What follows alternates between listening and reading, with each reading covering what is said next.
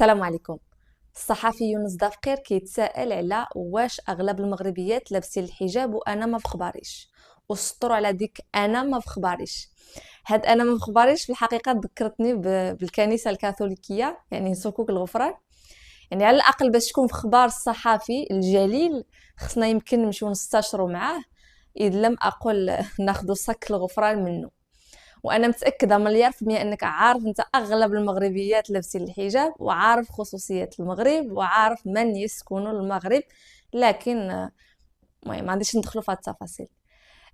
غير هو بالمناسبه ذاك الخطاب الذي تحمله، بحكم انه خطاب تنويري حداثي يتقبل الاختلاف التعدديه، وكذلك واللي اهم حاجه الموضوعيه.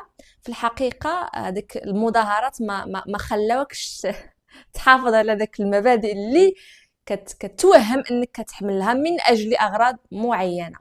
يعني ذاك المنظر، يعني للاسف حاولتي تتحكم في راسك، لكن سرعان ما اظهرت يعني واحد الحقد، واحد التزمت تجاه المختلف عنك. وهذا الشيء كيبين دلاله وعمق الخطاب ديالكم.